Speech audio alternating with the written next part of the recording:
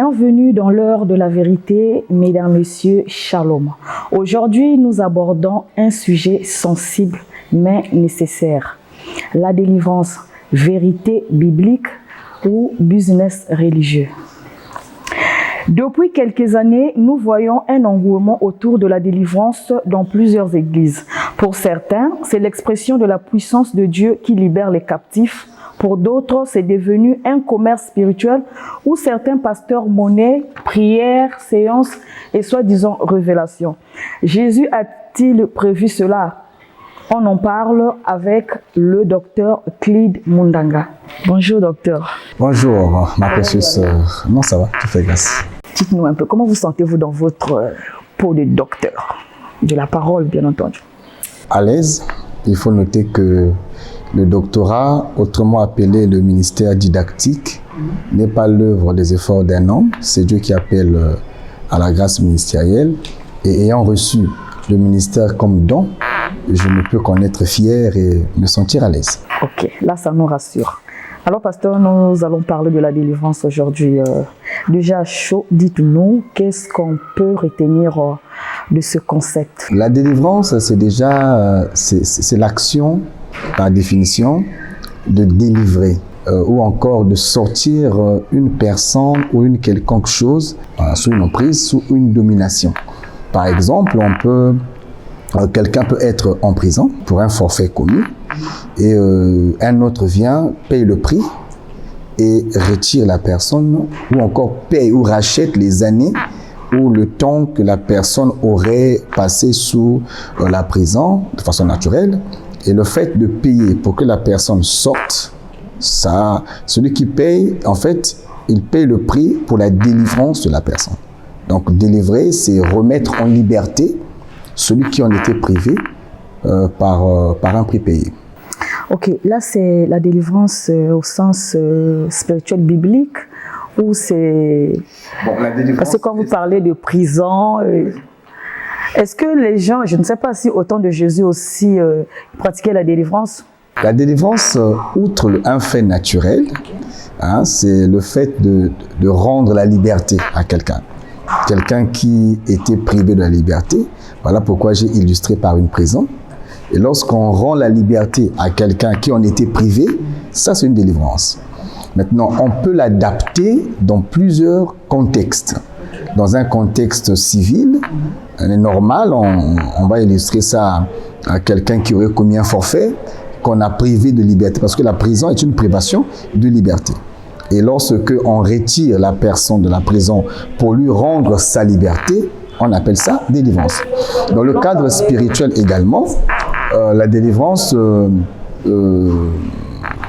se conjugue dans un contexte où une personne peut être opprimée par des forces mystiques, être privée d'une liberté dans le cadre de sa destinée, dans le cadre du mariage, dans le cadre du travail, dans le cadre de la santé, dans un cadre sociétal. Lorsque on réussit à sortir la personne de l'emprise du péché ou de l'emprise d'une domination quelconque, ça aussi est une délivrance. Nous, par exemple, nous étions dans la vie du péché. Quand l'évangile est venu, nous avons cru et l'évangile a réussi à nous sortir de la captivité du péché.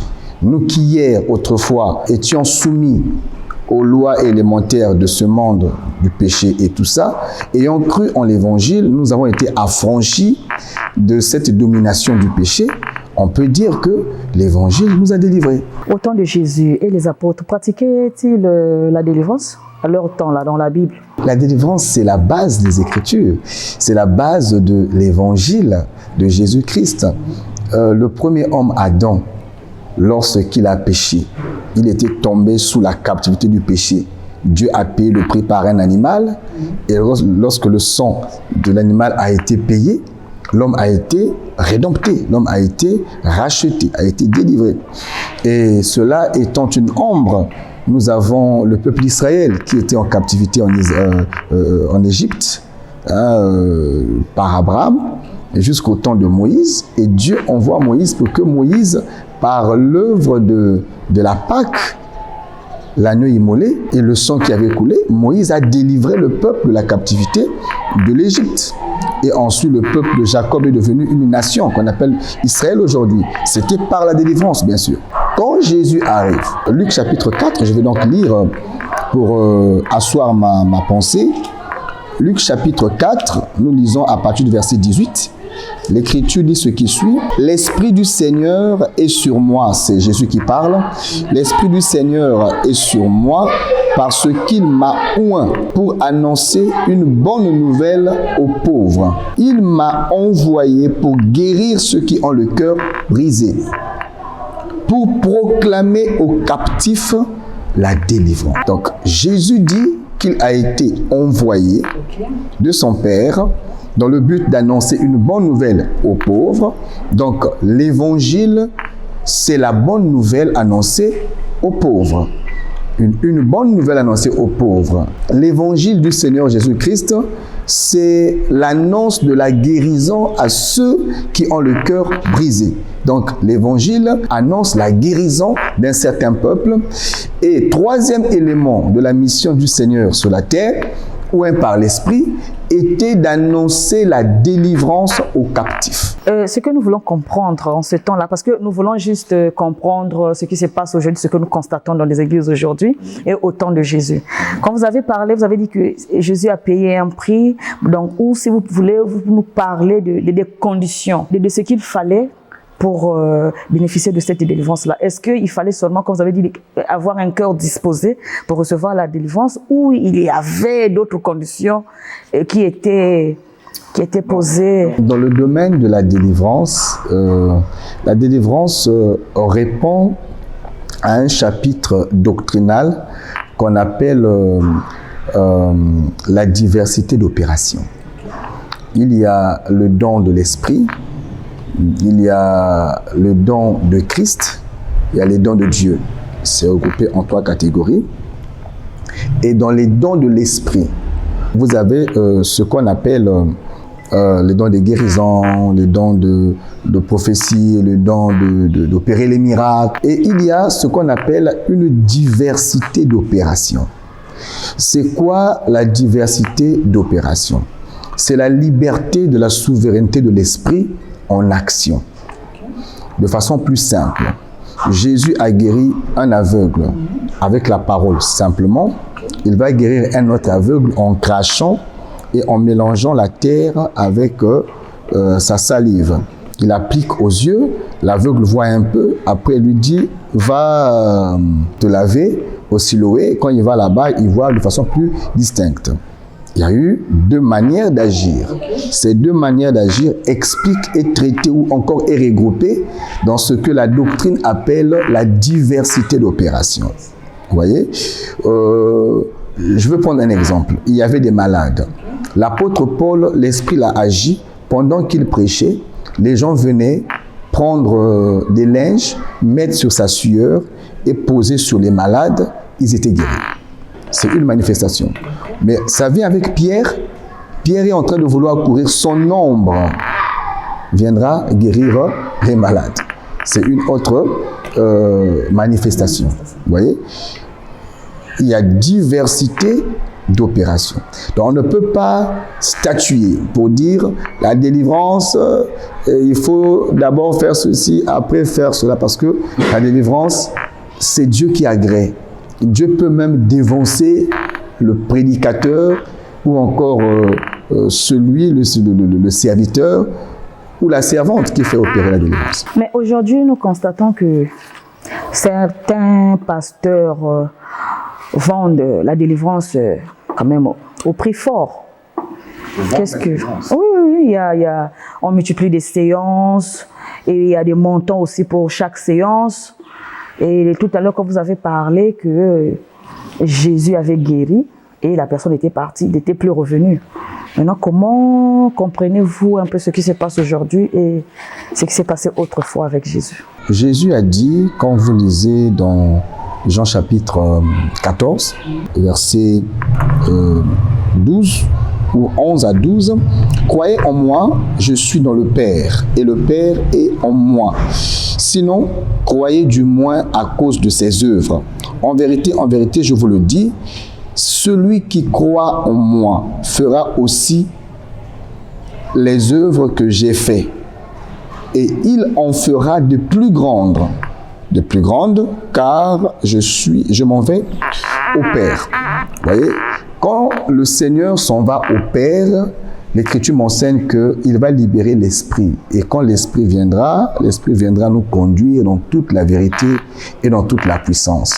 Et Jésus lui-même a dit que lorsque l'Esprit viendra, parce que lui se serait allé vers le Père, l'Esprit va libérer, va relâcher une capacité auprès des disciples qui, eux, auront la capacité de faire de plus grands miracles que lui-même a fait. Voyez-vous, cela, c'est vrai, c'est une ombre qui explique ce qui s'est passé entre Élie et Élisée. Vous voyez, Élie, de son vivant, il a fait des miracles avec l'onction qui était sur lui.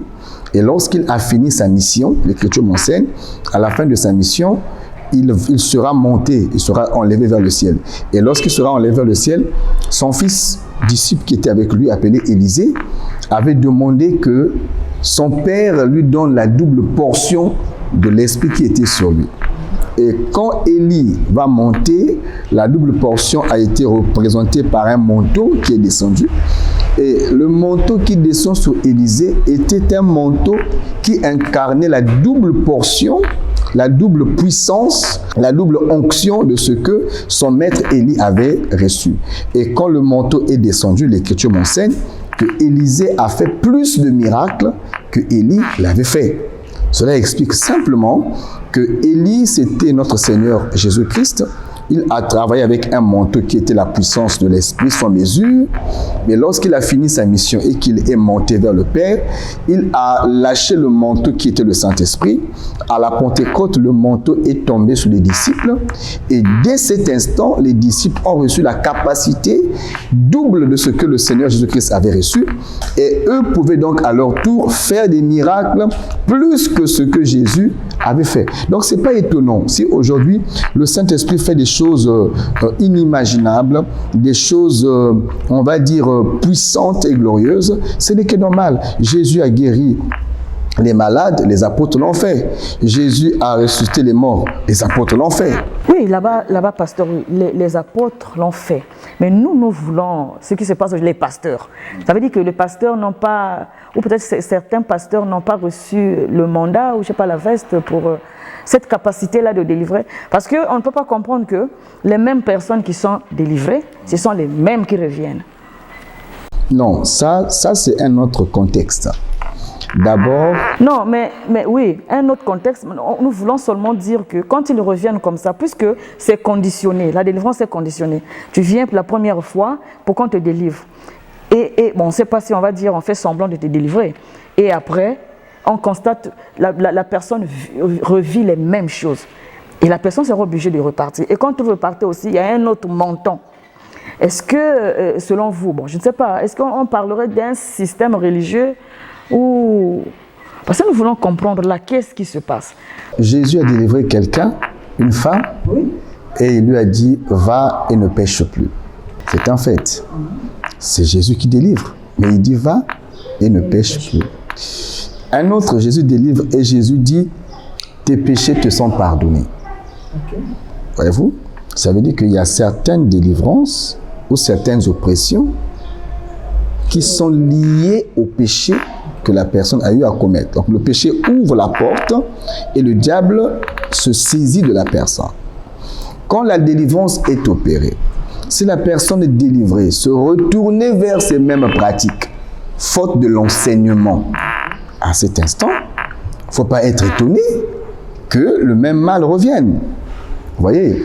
Mais si la personne est délivrée après est enseigné, est affermi, continue à suivre l'enseignement dans l'église, là où on va lui montrer comment marcher, et à cet instant, la personne, voyez-vous, plusieurs de ceux qui étaient délivrés ont suivi Jésus, hein, tous ne partaient pas.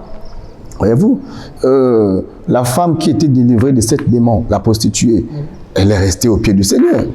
Les maris et autres, il a délivré plusieurs, mais qui étaient restés au pied du Seigneur pour conserver et affermir leur délivrance. Mais quand quelqu'un est délivré et pense qu'il n'a plus besoin de l'évangile, ni du pasteur, ni de quoi que ce soit, il pense qu'il doit pour lui partir, tant mieux, mais il ne faudrait pas qu'il soit étonné que le démon. Jésus a dit qu'un esprit peut sortir et aller chercher 7 plus forts. Ça veut dire que la délivrance n'exclut pas qu'une personne tombe à nouveau.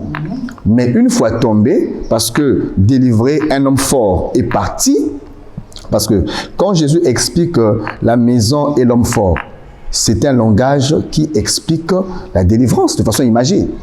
Voyez-vous, l'homme fort qui dominait la maison, c'est ça, le démon qui possédait la personne. Parce que la maison est aussi une personne.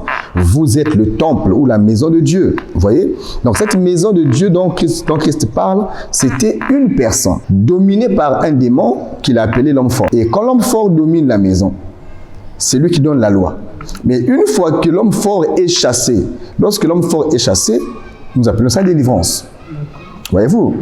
La maison qui reste, si elle ne s'entretient pas, s'il n'y a pas de propriété, si elle ne se ferme pas, elle reste ouverte et dans le désordre, l'Écriture que l'homme fort qui est parti va aller chercher 7 esprits plus forts que lui. Il fera donc une équipe pour revenir dans la même maison. Donc s'il y avait 7 démons, lorsqu'ils vont revenir, ils seront combien? 7 fois 7, 49. Donc là, par là, on peut dire... Et Jésus dit, et le cas de la personne, hein, son deuxième cas, sa condition qui viendra après, sera pire qu'avant. C'est-à-dire que Jésus reconnaît qu'on peut être délivré et tomber après. Si on comprend bien, ça veut dire que la délivrance se joue sur la foi personnelle, la repentance et la sanctification. La Bible dit, il est venu annoncer. Donc la délivrance commence d'abord par la proclamation de la parole de Dieu, par l'évangile. Lorsqu'on a cru en l'évangile qui a été annoncé, la manifestation de la foi face à la parole a des conséquences comme la délivrance, le salut, la guérison, ainsi de suite. Maintenant, si l'élément qui est le soubassement de la délivrance, qui n'est autre que la foi, tu la perds, ou tu le perds. Si tu perds cet élément-là, le démon qui était parti peut revenir. Donc l'enseignement, c'est ça, la base de la délivrance. J'exhorte ceux qui pratiquent la délivrance de ne pas oublier le fondamental, qui n'est autre que l'enseignement. Mais le pasteur, la femme qui a été délivrée, la perte de sang là, oui. Et elle ne priait nulle part. Maintenant, à quel moment elle a eu la base de l'enseignement? Elle écoutait l'enseignement où? Parce que quand on va dans la Bible, pas là où on a écrit que non, cette femme-là était dans une église, écoutait la parole. En Israël, la foi était une chose nationale. En Israël, je prends un exemple, tout celui qui avait 18 ans avait le devoir de payer sa drachme. Et un prix que tout le monde donnait au temple. Donc, l'Écriture dit, elle a entendu parler de Jésus. Juste. D'accord. Si elle a entendu parler de Jésus, c'est que l'évangile lui était parvenu. Certes, Jésus n'a pas prêché directement. Voyez-vous, certes, Pierre n'a pas prêché directement, mais l'écho du ministère du Seigneur, l'évangile qu'il annonçait partout, le bien qu'il faisait de lieu en lieu, est allé jusqu'à cette femme-là. Et elle entend parler de Jésus par une personne intermédiaire, elle croit. Or, le fondamental, ce n'est pas marcher avec Jésus, c'est croire. Vous voyez? Elle croit et elle se dit, ce que j'ai entendu de cet homme-là, moi je crois que si je peux seulement toucher le pan de sa robe, je serai guéri. Elle avait la foi. Et Dieu a exaucé sa foi. Parce que le plus fort dans un acte ou dans une prière, ce n'est pas ce qui est fait, mais c'est l'état du cœur et la foi qui est manifestée. Et sa foi a payé. Donc on ne peut pas dire qu'elle était païenne, non. Elle avait cru. Et sa foi l'a emmenée vers Jésus. Parce qu'on n'a pas vu là où elle est.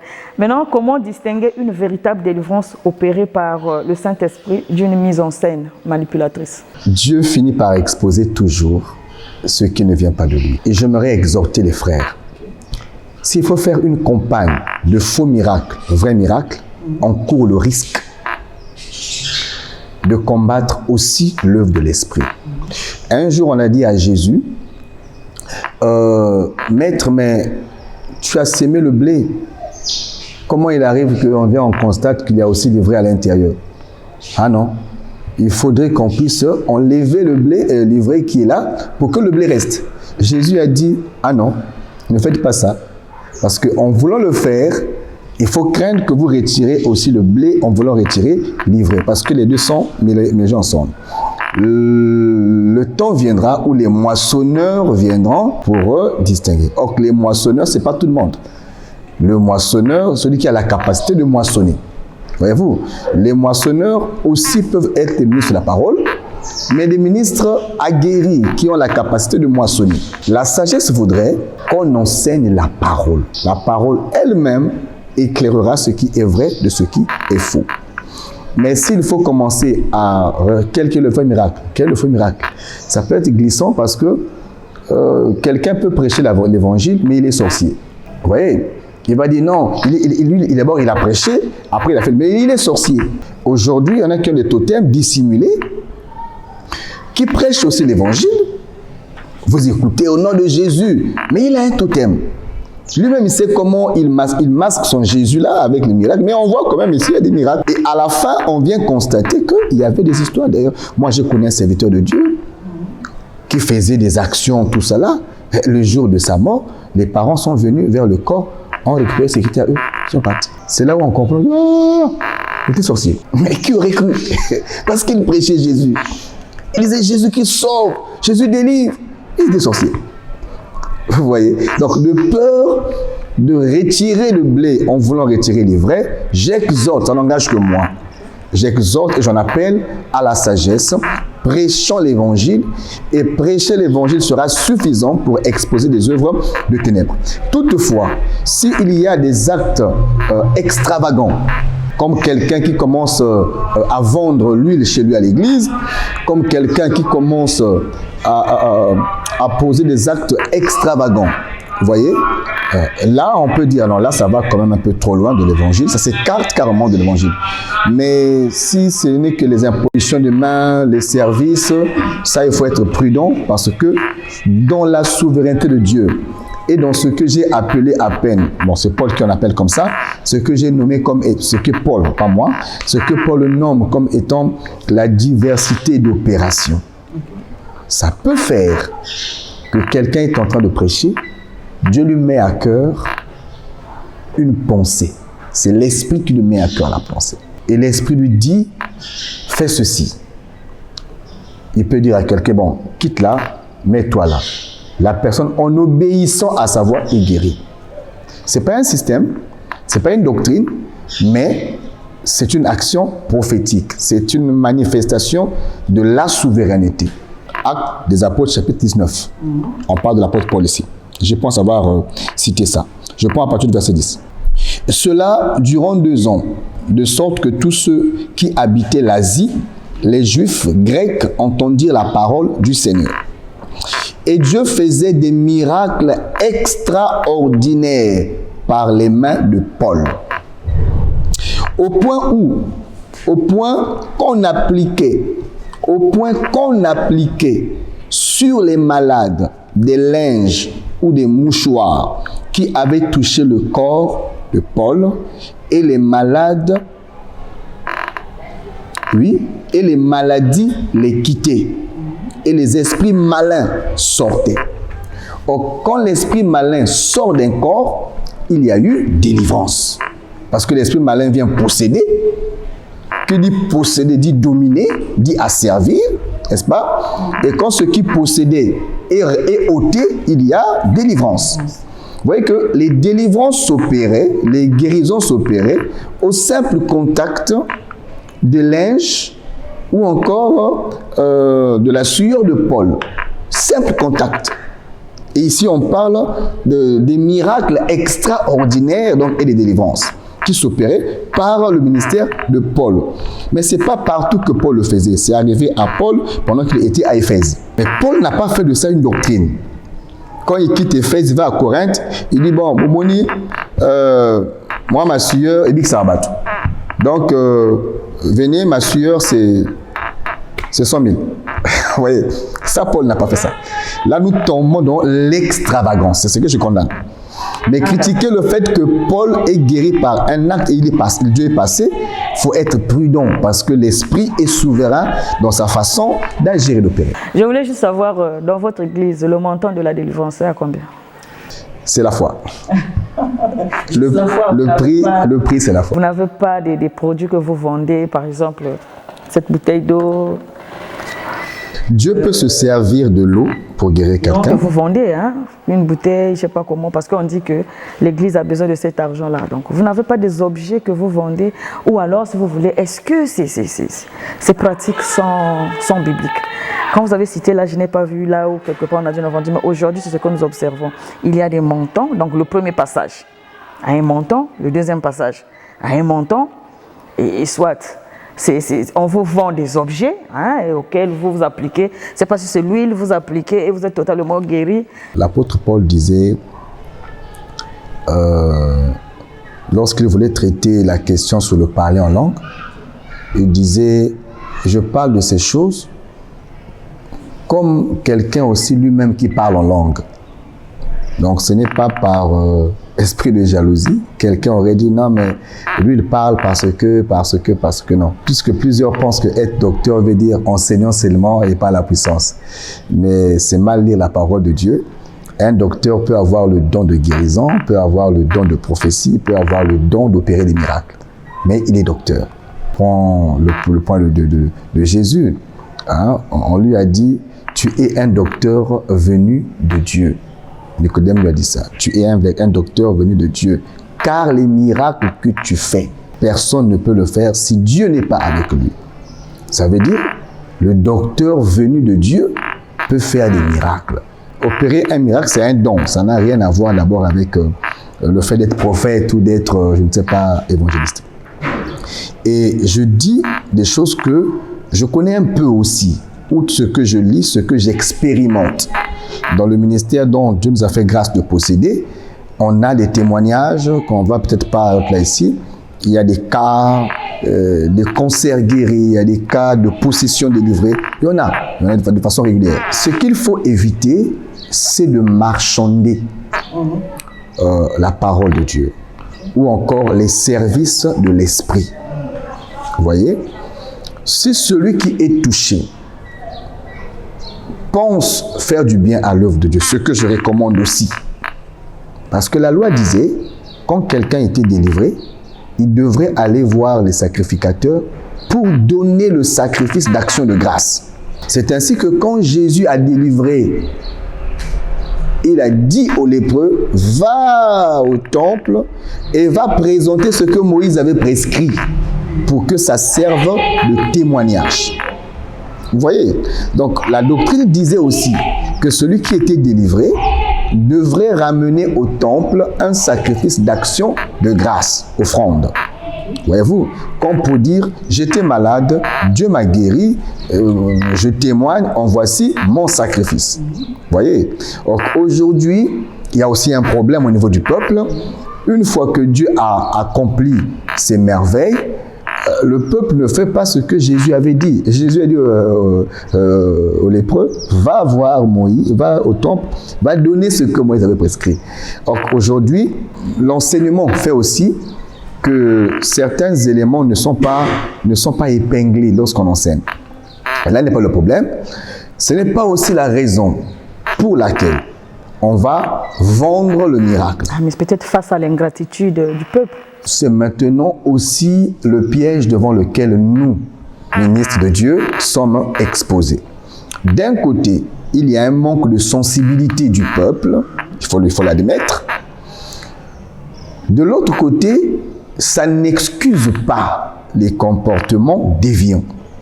Dieu est fidèle, celui qui nous appelle, ce n'est pas le peuple qui nous appelle. Et l'Écriture dit qu'il faut mettre le don que nous avons reçu au service du peuple. Voyez-vous? Et c'est Dieu lui-même qui touche les cœurs. Si le peuple n'est pas sensible, nous on continuera à faire ce que Dieu nous appelle à faire. Et Dieu peut permettre que ce que tu aurais reçu de X, Dieu le fasse germer auprès de Y. J'en suis un témoin. Il m'arrive de faire un service quelque part. Je prie, je constate moi-même que Dieu ne m'a pas envoyé, c'est pour moissonner. Je peux voir que là, je ne veux pas moissonner. Je prie, parfois moi-même encore, je sème et je m'en vais. Et parfois, un jour, 2 jours, 3 jours après... Quand il y a la moisson, vous savez? Comment? Quand il y a la moisson, avant de prier, vous pouvez savoir que ici, là, je vais moissonner. Oh, mais l'homme de Dieu est un homme d'esprit. Vous avez Pierre, le prophète Élie, qui va voir la veuve de Sarepta. Et la veuve lui dit, il ne me reste plus que un peu d'huile et un peu de farine. Je vais manger, après je vais mourir. Mais Élie sait que c'est là, je n'ai rien à moissonner. Elle te dit qu'il a un peu d'huile et un peu de farine. Tu vois, elle lui dit que non, pour qu'il ait la peau, il faut Zwanga 200 000. Mais elle te dit qu'elle n'a qu'un peu d'huile et un peu de farine. Elle n'a rien. Élie sait aussi que Dieu l'a envoyé là-bas. Élie ne va pas dire, donne-moi 200 000. Mais Élie dira, ok, le peu que tu as, mets Dieu à l'épreuve. Et par là, Dieu fera donc un miracle. Pas pour que Élie parte avec l'argent, mais pour que Élie ait au moins de quoi manger. Parce que Dieu l'a envoyé là-bas. Donc, la faute est partagée. Dieu l'avait envoyé là-bas connaissant sa foi ou bien... Parce qu'il peut arriver aussi que tu sois en face de quelqu'un qui n'a pas la foi et puis quand tu dis donne-moi ça, la personne va donner malgré. Hein, sinon que la personne en elle-même ne croit pas. La base de la délivrance, ce n'est pas le donnant-donnant. Ça, il faut rectifier ça. Ce n'est pas donne-moi après, non, c'est pas ça, ça n'a rien à voir.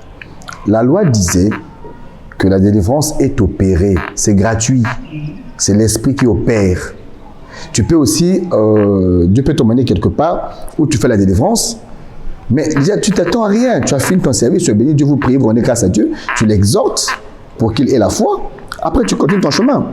Voyez-vous, le retour là, tu ne l'attends pas. Si Dieu le touche, gloire à Dieu. Ce qu'il faut aussi, faire remarquer, c'est que Dieu avait dit, lorsque tu as été visité, il faudrait aller voir, aller payer ce qu'on appelle le sacrifice d'action de grâce.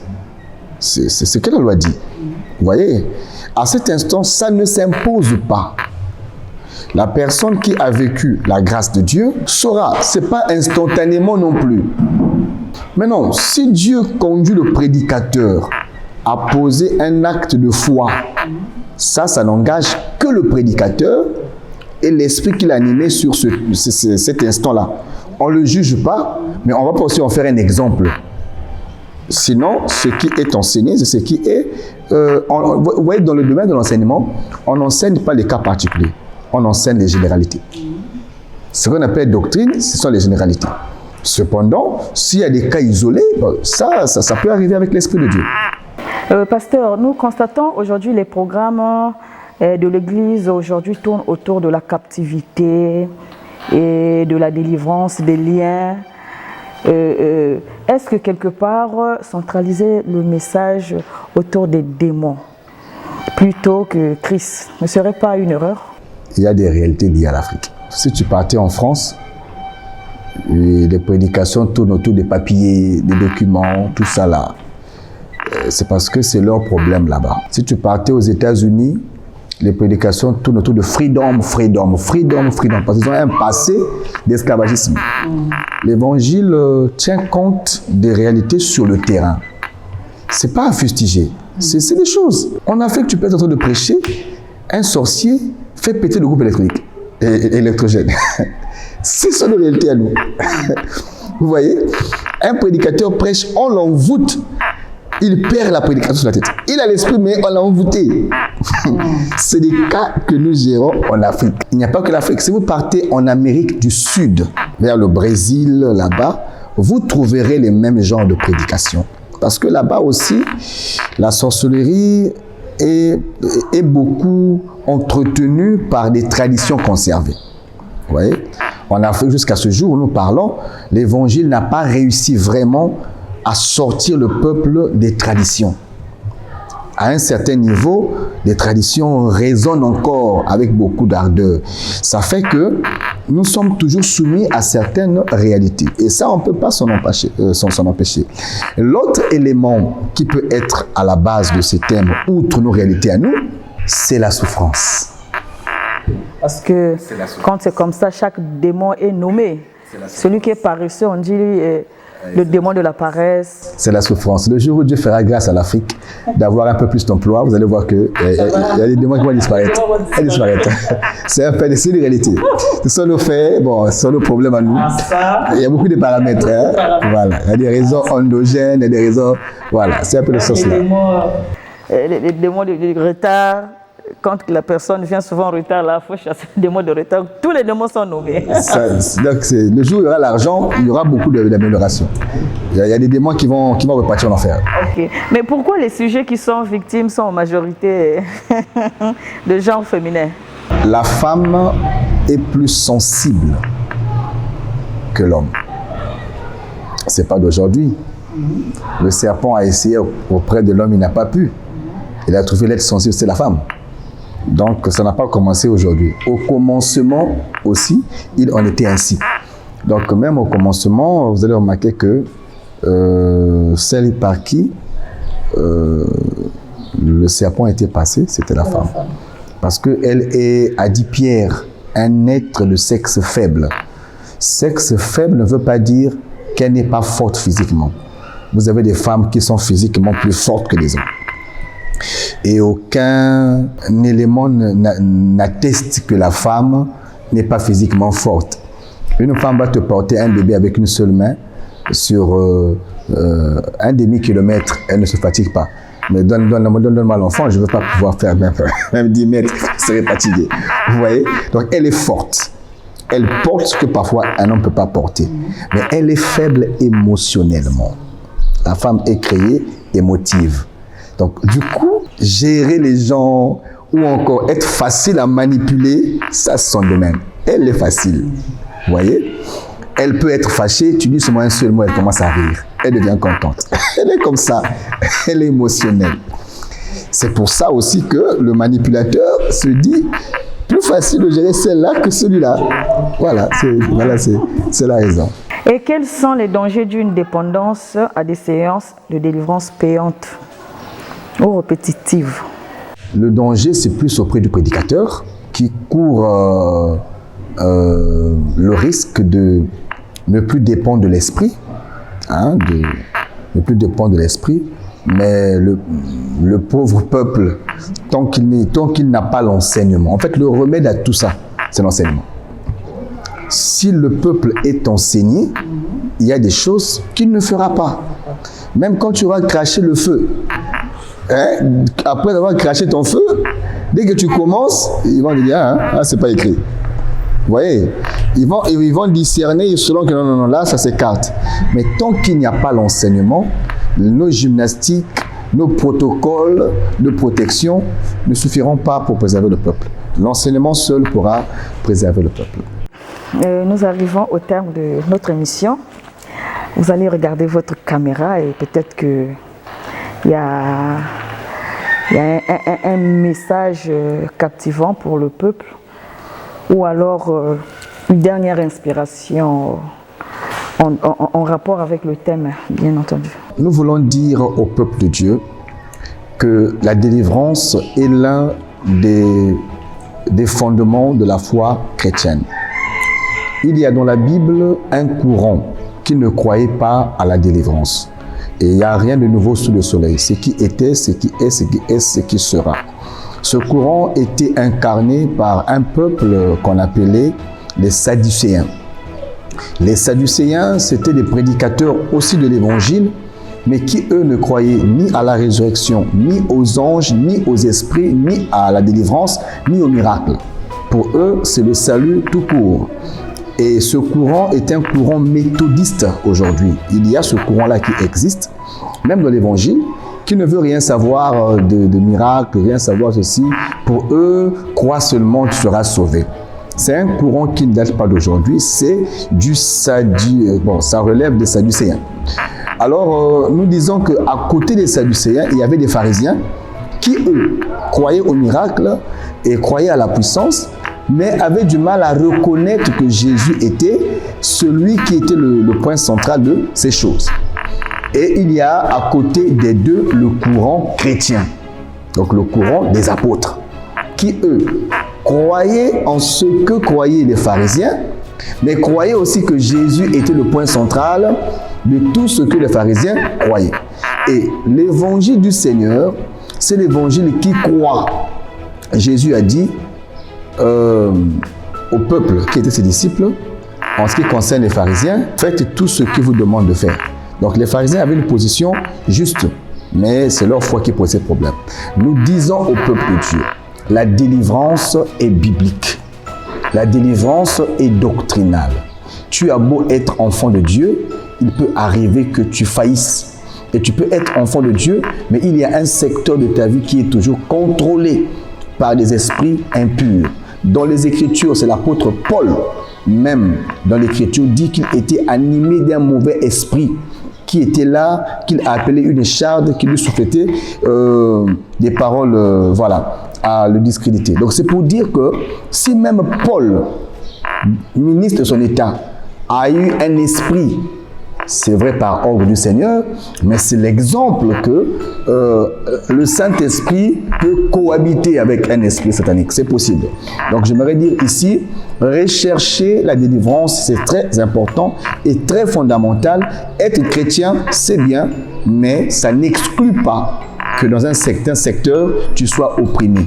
Mais être aussi chrétien et vivant pleinement sa vie chrétienne, évidemment, peut t'épargner de toute force, toute forme de possession. Toutefois, l'un n'exclut pas l'autre. Revois ta vie et là où tu sens que tu as un problème, recherche la délivrance. Merci, docteur. Je vous en prie. Voilà, nous sommes donc arrivés à la fin de cette émission. Nous avons parlé d'un sujet qui interpelle les chrétiens.